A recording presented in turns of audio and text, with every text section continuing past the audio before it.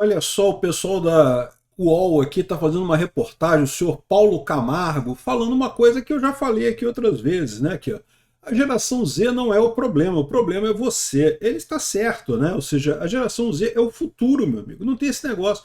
Ai, essa briga do velho contra o novo.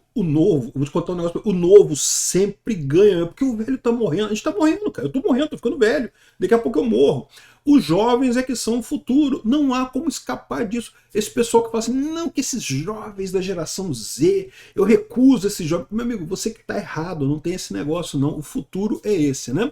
E eu já falei para vocês que, na verdade, o que eles estão fazendo é encampando muito mais rapidamente, com muito mais velocidade, aquilo que até a gente já está percebendo também, que é o fato de que organizações hierárquicas muito grandes estão se tornando ineficientes. Eu vou ler o artigo dele aqui, você vai ver que o que ele fala aqui em última análise é isso, tá? Eu sou Peter Turguniev, esse é o canal Ancapso e essas notícias foram sugeridas por República Democrática do Xandão e várias outras pessoas. Obrigado aí ao pessoal que sugeriu notícias lá no nosso site, no visãolibertaria.com, e obrigado a você que está assistindo o nosso vídeo. Se você gosta do nosso conteúdo, por favor, deixe o seu like, se inscreva aqui no canal, né? Então tá aqui, ó. O seu Paulo Camargo fala aqui que a geração Z não é o problema é você. Ou seja, somos nós, da geração X, Y, sei lá qual geração, né? Aqui, ó. Recebi essa semana uma mensagem no WhatsApp que me deixou inquieto. Era um líder que eu respeito, um executivo experiente que estava perdido. Ele descrevia uma cena que se tornou clichê corporativo.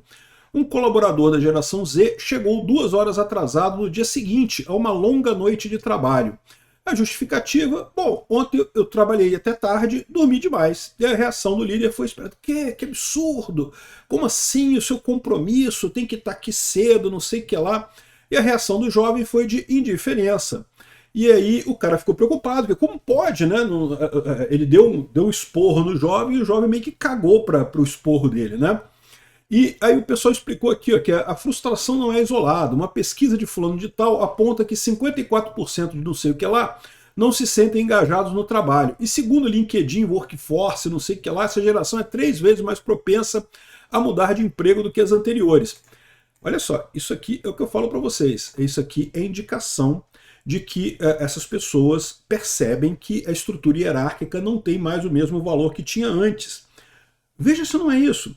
Quando você fala que a geração Z não gosta de trabalhar, não gosta de trabalhar em estruturas hierárquicas, porque como empreendedores individuais fazendo um serviço, não tem nenhuma indicação. Ninguém reclama de alguém que está fazendo um serviço por conta própria. Por quê? Porque se você não gosta, você contrata outro, né? Não há necessidade de você fazer essa ligação, né? Então, ou seja, sempre que se reclama é das pessoas que não estão trabalhando numa estrutura hierárquica, né? E aí fala aqui, ó, o pessoal, eles não são engajados no trabalho, quer dizer que eles não querem dar sua alma pela empresa, porque eles sabem que a empresa não vai dar alma por eles, né? E segundo, a geração é 3 vezes mais propensa a mudar de emprego que as anteriores, o que eu sempre entendi isso como um absurdo. Cara, mudar de emprego é a principal ferramenta que o trabalhador tem na vida. Alguém que não muda de emprego, meu amigo, você é um idiota se você não muda de emprego. Ai, mas eu quero ter lealdade à empresa. Pô, para com isso, meu amigo. Você tem que ter lealdade a você mesmo, a sua família. A empresa, assim, se for uma boa empresa, você continua nela, mas lealdade pela lealdade apenas, né? Aqui, ó, essa desconexão não é um problema da geração Z, é nosso. E admitir isso dói. Dói porque significa reconhecer que o modelo de liderança que nos trouxe até aqui pode se tornar obsoleto. Olha só o que ele está dizendo aqui, hein? Ao longo da minha trajetória, atuei em empresas como X, Y e Z, liderando equipes formadas por centenas de milhares de jovens por décadas.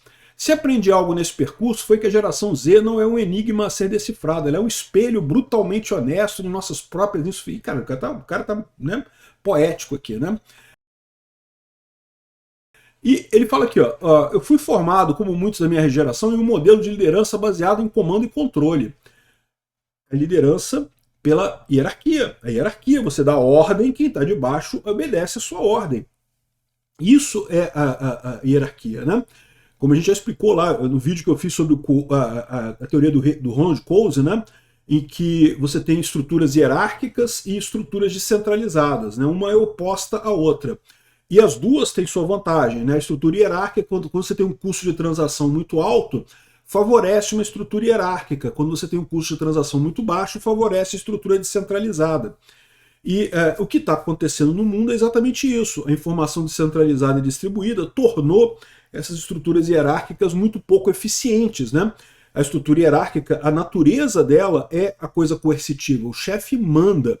Você que está subordinado a um chefe, você obedece e pronto. No livre mercado é diferente. No livre mercado funciona como o jovem da geração Z vê a coisa.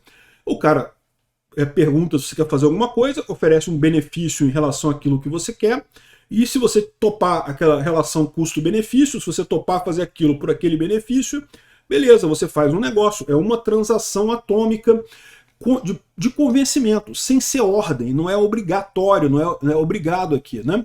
Aqui, ó, esse mundo acabou, a autoridade não se impõe, ela se constrói todo dia. Mas olha só, nunca a autoridade se impôs, tá? Todo mundo que sempre confiou em autoridade pelo próprio nome da autoridade, não, eu tô mandando porque eu sou chefe, né? E você que se vira aí de obedecer porque você é subordinado e não sei o que lá. Esse tipo de coisa nunca funcionou em momento algum da história humana mesmo, né?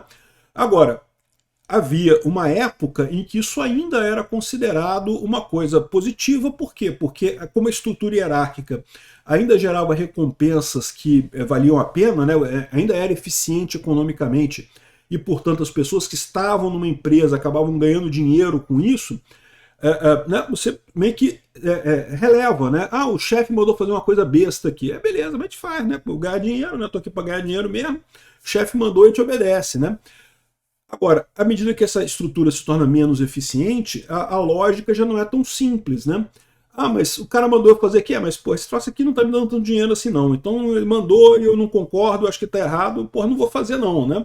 Ele dá um exemplo aqui de um caso que ele teve que gerenciar, em que foi implantar um sistema lá na empresa e ele sabia que a coisa era positiva, então ele deu simplesmente a ordem. Ele não conversou com ninguém, não explicou nada para ninguém, simplesmente deu a ordem para as pessoas usarem o sistema, né? E aqui, ó, minha reação foi forçar a decisão, explicar o racional técnico, insistir na importância do sistema e cobrar adesão rápida, sem naquele momento escutar as verdades e resistências da equipe. O resultado foi um fracasso silencioso. As pessoas obedeciam o mínimo possível, fingiam que obedeciam, mas na verdade não estavam nem aí pra porra, porque sabiam que não servia para nada, né? E elas não estavam resistindo à tecnologia, estavam resistindo a mim, exatamente. Porque você foi um idiota, né? Mas, de novo, isso sempre foi assim, sempre teve essa história de você comandar por dar ordem, sempre foi uma coisa ruim, né? Aí depois ele dá um outro exemplo aqui, em que ele explicou como é que o negócio funcionava, a importância, não sei o que lá.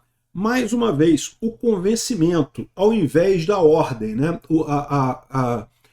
O voluntarismo ao invés da coação. É o que eu falo para vocês, é a natureza do livre mercado. Você convence as pessoas, você vender alguma coisa para alguém, você vende convencendo a pessoa a comprar aquilo, né? Se você dá ordem, é como funciona o governo, é a coisa que não funciona de fato, a hierarquia não funciona de fato. Então é isso aí, o cara fica chorando aqui essa coisa toda, mas é o que eu falo sempre para vocês, a geração Z na verdade está mais preparada para o mundo moderno do que a gente, né? Porque é esperado, porque afinal eles nasceram nessa era, né? Eu fui conhecer computador, já era um jovem já, né? O pessoal, meus filhos já nasceram com um computador em casa, já tinha computador no quarto deles ali. Então assim, realmente natural imaginar que eles tenham muito mais familiaridade com o mundo moderno do que eu tenho, ou do que qualquer um da minha geração tenha, né?